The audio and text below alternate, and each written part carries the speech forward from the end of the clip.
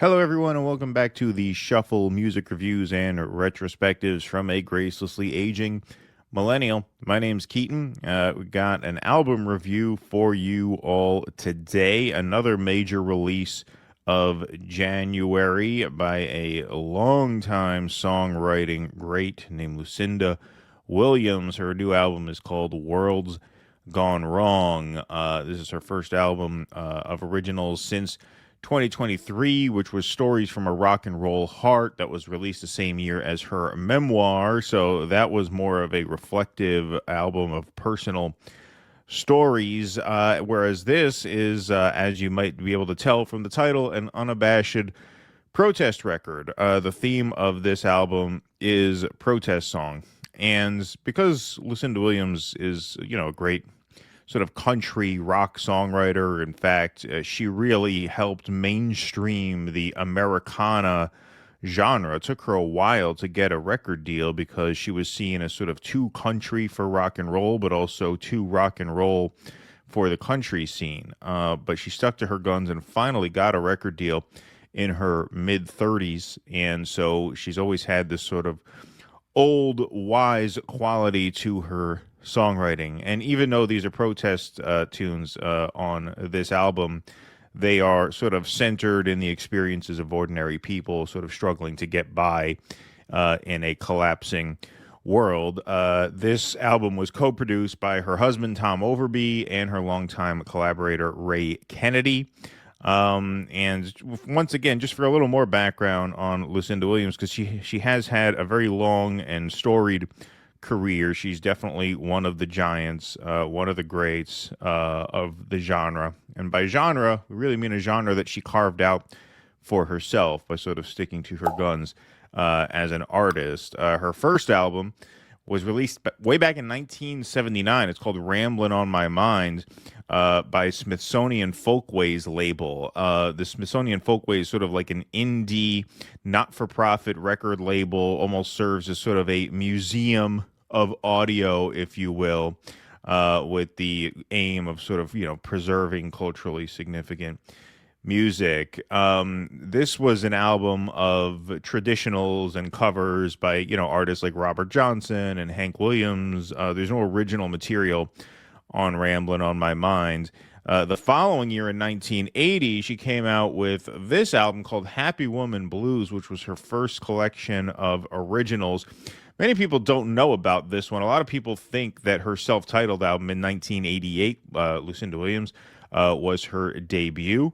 But that actually is not the case. That was her major label debut. And by major label, I'm talking about Rough Trade, which was a British label. Like I said, it took her a long time to actually get a record deal. So she would have been 35 going on 36 by the time this album came out, which is late in life to start a music career, especially for a woman, if we're being real. I don't condone that. I'm not saying it's fair that it's that way, but it is that way. So she's had a very unique career. But going back to this album for a second, this is really an underrated gem. Lots of really, really great songwriting on here, particularly I Lost It, which was recorded again for her major sort of landmark album, Car Wheels on a Gravel Road, in 1998. She revisited that song on a later album because it became such a staple of her live shows, and she recorded a very different version of that song on Car Wheels on a Gravel Road. But in this, it's sort of more up-tempo. This has more of a country twang to it. Smithsonian Folkways produced this again. This was clearly produced on a budget. It's not a major label. So the one thing that this album does have that's sort of a pet peeve of mine, it has the acoustic guitar that sounds like it's plugged in to a pickup, which is kind of a pet peeve of mine. I mean, I like the acoustic, especially on a live album. It's kind of inevitable that you might need to like plug it in and have it sound that way. But it doesn't really have that depth of tone that a mic'd up acoustic guitar might have on like a more professionally produced album. Smithsonian Folkways, like I said, a not-for-profit indie label. And so the album definitely kind of sounds that way, but the songwriting is terrific on this. King of Hearts is another just instant classic ballad. I mean, that song feels so timeless, feels like that song could have been written 100 years ago. So she's been a major talent her entire life. Obviously, the 1988 sort of major label, quote unquote, debut was a massive hit. This is a terrific album as well. In fact, I probably should have made this a runner-up for my top five in 1988. It had I just missed the runner-up list, but I don't know. Looking back on it, it is pretty strong. So let's get into this album here, World's Gone Wrong. We'll take a look at the track list. The title track is track one. And looking at the list here, Something's Gotta Give, How Much Did You Get for Your Soul, So Much Trouble in the World is, of course, the Bob Marley cover, which she brings in Mavis Staples for. Sing Unburied Sing, Black Tears, Punchline, Freedom Speaks, and We've Gone Too Far or we've come too far, pardon me, to turn around. Just about all of these songs are protest songs about the troubled times we live in, except for Low Life, which is track three. The songs themselves are, decent like they always are. Even though it's a protest song, like I said, it kind of just focuses on people struggling to live their lives. It's been a theme of her career. She writes very sort of personal songs, very, sort of touching homages to ordinary people. The World's Gone Wrong, the opening track, features Brittany Spencer on vocals. It sort of serves as sort of the mission statement for the album. Details, the struggles of a middle-aged couple just trying to live their lives and ignore the news, a car salesman and a nurse just kind of burying their heads away from the horrors of the world and struggling to get by in an increasingly difficult time. There's a good line on there, something to the effect of we'll throw on some miles and dance barefoot across the tiles, conjuring the image of a, sort of middle-aged, middle-class couple dancing barefoot on the kitchen floor. That's classic Lucinda Williams stuff. I mean, that is her comfort zone. The Bob Marley cover with Mavis Staples is kind of a miss, if I'm being honest. Reggae is a tough genre to cover and make your own while sort of staying true to the original source material. It feels kind of uninspired and unnecessary, to be honest. I'm not a big fan of Low Life, which is the apolitical song on here. It's average, nothing to go back to. And I feel that way about a lot of these songs. It is difficult to write protest music and sustain it for an entire album, unless it's like a concept album about a specific event or a specific time where you actually tie in specific figures from the time. Like, she doesn't mention Donald Trump on this album, even though he's clearly a presence in all of these songs. And there's an argument for that too, because if you ground the material too much in a specific time period, it can kind of date it and take away the sort of timelessness of it. But because of that, I feel like, protest songs kind of work better if there's maybe two or three on an album. To have an entire album of stuff that essentially makes the same point in a sort of, vague kind of way, I won't say it wears out its welcome. I mean, the songwriting here is good. Lucinda Williams is a giant. She's been at this long enough where she just kind of, innately writes good songs. But there's nothing here that's particularly memorable. The title track is good. We've Come Too Far to Turn Around features Norah Jones on piano. That's a good track. There's something about Norah Jones. It's really strange. Like, as she is the kind of player where 100 piano players can play the same lick, and if Norah Jones is one of them, you're gonna be able to pick her out of that lineup. She's just got such a unique way about her playing. It's kind of hard to explain, especially on a piano, which is essentially a percussion instrument where you're just kind of slamming on keys, but she does it the way no one else does it. You could tell it's her from the first notes that she plays. So that's a good song, kind of closes on a more sort of hopeful note. So, the album itself is, I would say, not so much a mixed bag. It's decent. I would say, look, like Boomer Libs are gonna give it 3.5 stars. Boomer Magas are gonna give it 1.5 stars.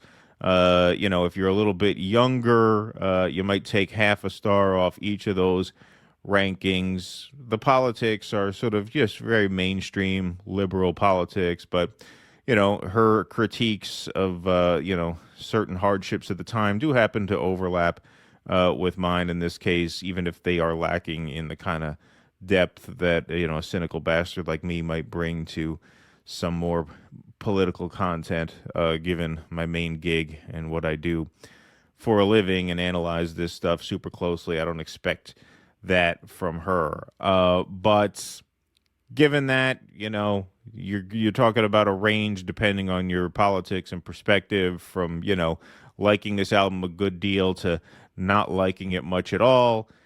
I could meet everybody in the middle and go 2.5 stars on this, but I'm inclined, because it's Lucinda Williams, out of respect, to go 3 stars on this. I can give her that half a star benefit of the doubt. It's like a great pitcher in baseball. The umpires usually give them half an inch off of the outside corner. If a pitch is close, they'll give them the strike call. I feel like I could do that for Lucinda Williams because she's a giant, and the songs here are good. Like I said, she's just an incredibly talented songwriter, and so it's not like there's anything on here that stands out as particularly bad or cringe. A lot of political songs can be a little cringy if they're too on the nose and preachy. She does avoid that because she's just good enough to, I guess, sense when a piece of lyrics are sort of too on the nose to sort of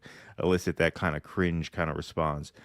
So she avoids a lot of the pitfalls of protest music, even though it's not particularly memorable. And one other thing I'll say for this album is that her voice sounds really good. I mean, she's 72. She's getting up there. But you wouldn't necessarily know it to listen to this. One thing you do notice if you compare this to her earlier stuff, she tends to sing more in her lower register on a lot of these songs, which is of course easier on the vocal cords. So that's a choice that she makes, seemingly to avoid the sort of wear and tear on her voice making itself known, which is a wise choice. She is a notorious perfectionist in the studio. Her bands have always been very tight, and the sound has been very precise. That's true on this album too.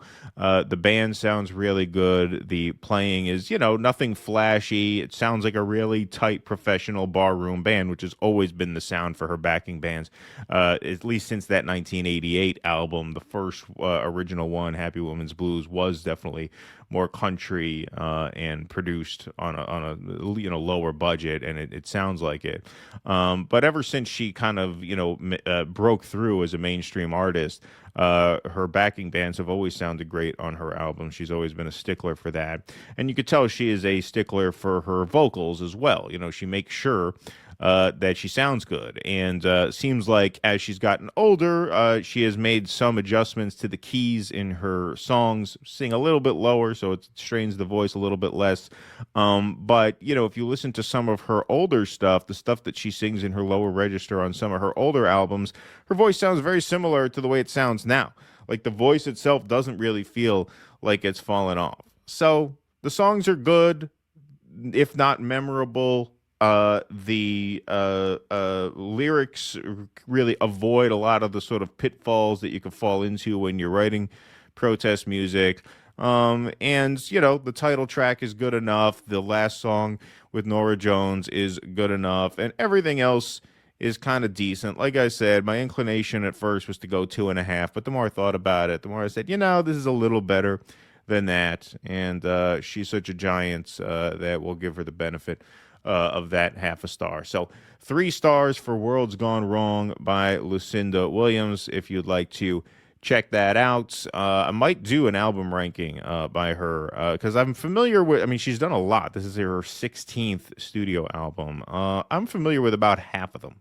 I'm decently familiar with her work. I don't know all of them, but it wouldn't take me that long to sort of catch up on them and do an album ranking. That might be fun. That might be fun because she is a major artist. Her music was really a staple of the sort of coffee shop music scene in the Hudson Valley back when I was learning how to play and playing at a lot of those kinds of, small open mic hootenanny type venues.